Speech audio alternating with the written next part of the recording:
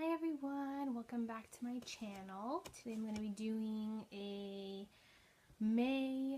end of May beauty empties. So I finished these products in the month of May, the last half of the month, and I haven't had a chance to actually tape this, so I'm doing it now. So I'm going to jump right in. I don't have too many products, but I want to get through them so that I can put them in the garbage and have something fresh for June. So first off, I'm going to be talking about the cotton rounds that I get from Costco. I always have one of these in my empties. I go through these like water. I love them to take off my eye makeup. They're gentle, they don't pull on your skin, and they don't leave any of those fly cotton things behind. So really love these. Costco, you can get I think there's like 8 of these rolls, and in each roll there's 100. So I think they're about 12 bucks, something like that. So love these. Always will repurchase those. Next up, I finished the my second Crest Pro Health Multi Protection mouthwash. This is alcohol free.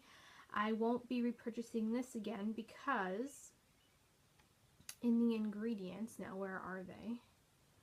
The ingredients show that there are parabens in them, so I'm not going to be repurchasing the Crest Pro Health again due to the fact that there are parabens in this mouthwash, and I just don't feel comfortable using a mouthwash with parabens in it. And I'm sure a lot of you would agree, so not going to be repurchasing this again. I never really thought that mouthwashes could have parabens in them, so when I picked it up, it was on sale. I never really thought of looking at the ingredients, so after the fact, when I looked at the ingredients, it was too late. I used it up anyways, but I definitely won't be repurchasing that one again. My ultimate favorite mouthwash is the Listerine with fluoride. That one has no parabens in it. It's a little bit more expensive, but it's still, you know, the ingredients are a little bit better than what the Crest one has with the parabens. So I also finished a Hemp's Pure Herbal Extract Sandalwood and Apple Herbal Body Scrub for exfoliation. I used the first half of this for my body, and then I use the second half of this just as a scrub for my hands when I do my manicures. I like to use a scrub on my hands after I've taken off my nail polish, done my cuticles. What I like to do, just like when you go to a nail salon, is you put cuticle oil all over your nails, you go wash your hands, and then when you're washing your hands, you use the scrub to kind of just get rid of any dead skin on your hands, and it just makes your hands a lot more smoother and more nicer, I guess you could say. So I love this. I got this actually on sale for about $12. This was originally $21, but I won't repurchase it unless it's on sale again. To be honest, since I bought this, I haven't been able to find it again. So I think that I'll have to use other hand scrubs in the meantime. But this was really good for the hands. I really did enjoy it. Just a little pricey, so I would only get it if it was on sale. So I have 2 nail polishes that I am done using. You may think that they're full, but they're really not. This one is actually right down to the bottom. I tried scraping it out, but it's so thick now that it's not even worth it. This was in the shade by Essie, Calypso.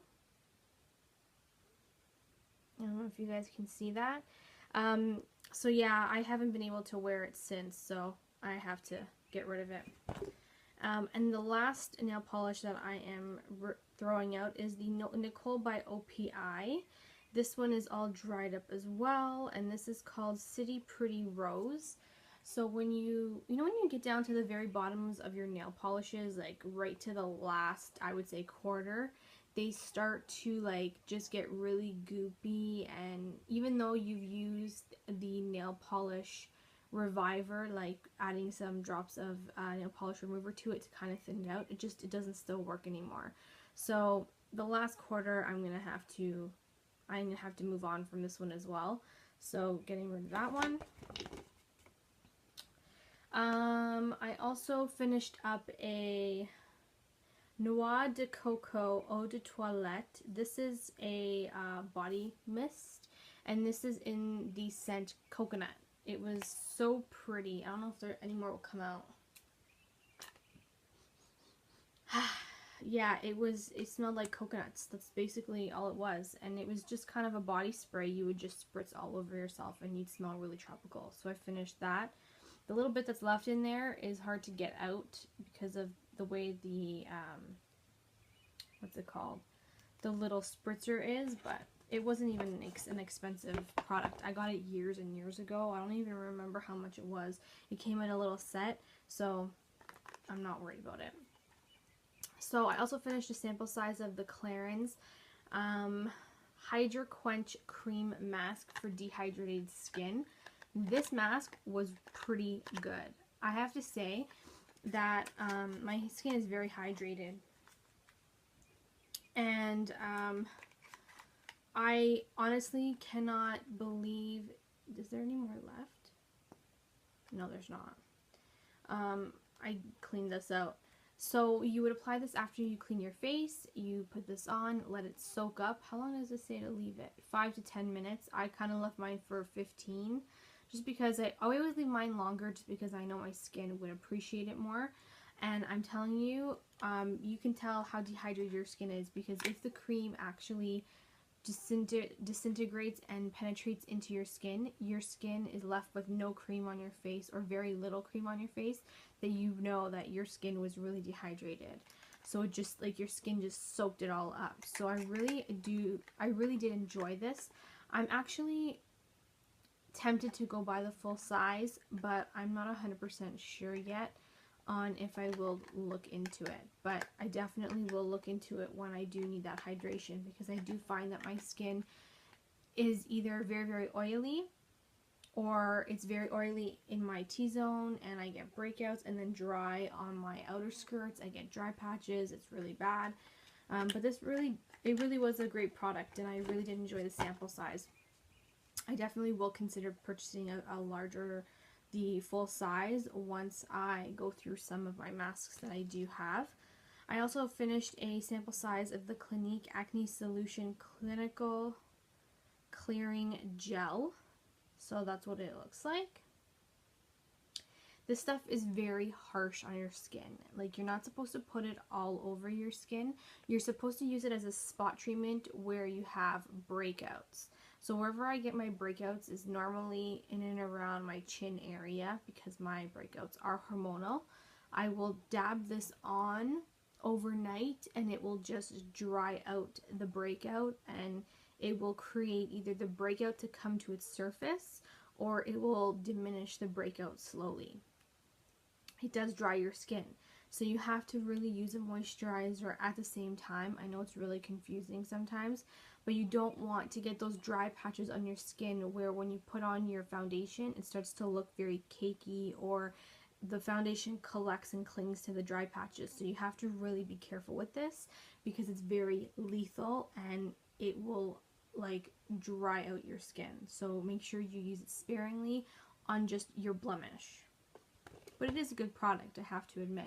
I actually am using another sample size of that right now. I may consider purchasing the larger container once I finish that, if I really, really need it. I'm trying to train my skin so that I don't need it, but we'll see how it goes. Next up, I also finished an Ole Henriksen Sugar Glow Face Scrub. This was a deluxe sample. I got this. My girlfriend didn't like it. She said that she didn't like the scent. She didn't like the scent, and she didn't like how it felt on her skin. It basically smelled like an orange creamsicle, so it's very citrusy. The beads in the exfoliant are not, they're not very harsh. They're very, very gentle on your skin, but they still exfoliate your skin so that it doesn't feel like you're not exfoliating at all. So I really do enjoy this product. I'm not sure how much this full size is. I know that Ole Henriksen is a pretty expensive brand. So I would consider purchasing the bigger size if and when I get through all my other facial exfoliants. I may consider this. I know that the Ole Henriksen has a facial scrub. It's the walnut scrub, and I do own that, and I've tried it out before, and I love the walnut scrub probably more than this one. So if I do end up repurchasing an Ole Henriksen scrub, it'll most likely be the walnut one because that one's absolutely amazing. But I really did enjoy this deluxe sample size, and for an actual sample size, this is a 1 ounce. Like, this should last you quite a few times for exfoliating. Okay, so I also finished a sample size of the Macadamia Natural Oil Deep Repair Mask. I have tried this before. I own a bigger tub of this. I do enjoy it. It makes my hair very silky, smooth, detangles. It does wonders. It's very heavy on your hair, so I wouldn't suggest it using it every time you wash your hair, but as a hair mask treatment once a week, definitely worth the price. I know it can be a little bit pricey. I understand. I hear you. But I'm telling you, it's well worth it. If you guys have never tried it, try and find these little sample packs, because I can tell you right now, this pack, how much is in here? A full ounce is in here. My hair, you can tell, it's not too thick and it's not too thin. It's just in the middle, I guess. And I was able to use this little package 3 times. No joke. I was able to use this 3 times. So if you can get your hands on this, I think it's about $4 or $5. You definitely can try it out at least at the most 2 times if you have thicker hair than me, and you can see if it really works out for you, and that way you can see if it's well worth the money to spend the $30 on the full size. But I really do love the Macadamia Deep Repair Mask. I also finished a Bailey face mask. This is the detoxifying mud mask. I never saw these in my Shoppers Drug Mart before. Like, I've had the Bailey face mask before, but this particular one I hadn't seen before, and this is charcoal and ivy extract. I really did enjoy this. It does make your face tingly. It's very it smells like a man's cologne, which is really nice. But what I think this is dupable to is probably the Freeman's charcoal face mask, and a lighter version of the Glam Glow Super Mud Clearing Treatment Mask in the white jar. I wouldn't say that this is completely dupable to the Glam Glow, but if you're wanting to try something similar to the Glam Glow, this one would be a great option. It's also cheaper. I think they're like $1.50 a little packet. And the Bailey line is paraben free, so at least you know that these are paraben free. So really enjoyed that one. I also finished makeup wipes. These are the Beauty Treats Cucumber Makeup Remover Cleansing Towelettes. Got these at Trade Secrets for $4.95. But these ones actually were given to me for free by my girlfriend. She said she didn't like them. She's not a makeup remover face cloth person. She prefers just her cleansing gel.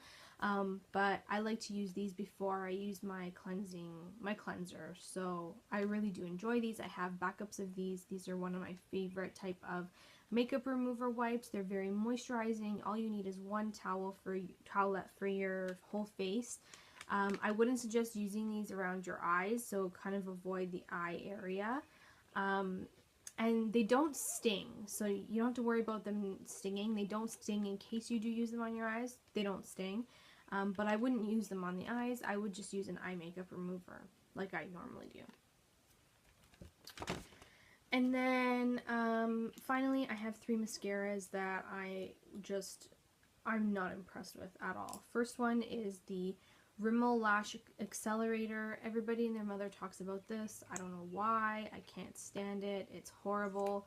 It does absolutely nothing for my lashes. The brush just sucks. I don't know what it is. It does absolutely nothing.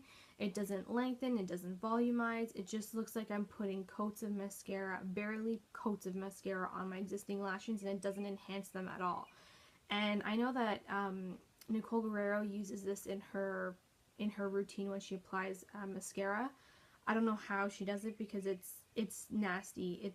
it's not worth it. I know it's like $4, something like that, but you get what you pay for pretty much with this mascara. I was so disappointed with the Lash Accelerator. I am never going to be repurchasing this again. Next is the Full Exposure Mascara by Smashbox. This one I hated too.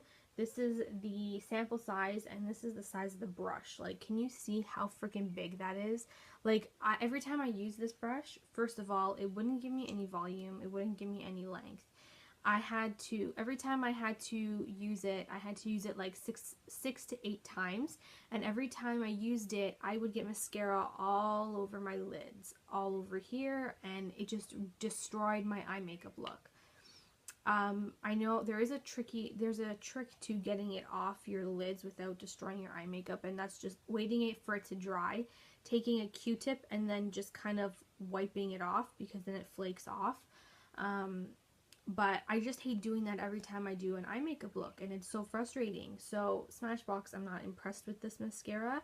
I think it's horrible, and it does nothing for my lashes. The brush is way too big, and the bristles are not even texturized enough to add a volume or length to my lashes. So this Smashbox Full Exposure is a definite downer.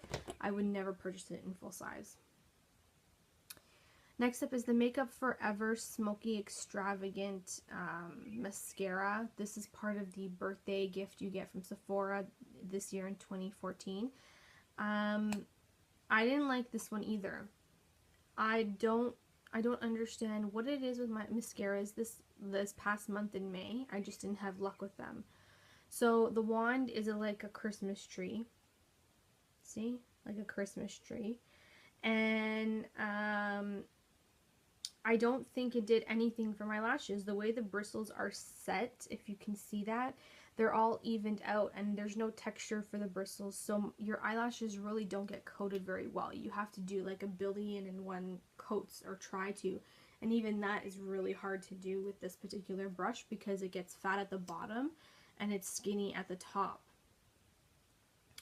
If it was the same form of the brush, just a little bit skinnier at the bottom, just to kind of have your lashes fit in there, it would probably help out, but this just did not work for me either. I was so disappointed, especially for Makeup Forever, because Makeup Forever is one of the highest brands, like highest priced brands that I know, and it did not do anything for me, so I am definitely getting rid of it. Not to mention, the formulas for the Smashbox and the Makeup Forever were very drying, so it was really difficult to work with.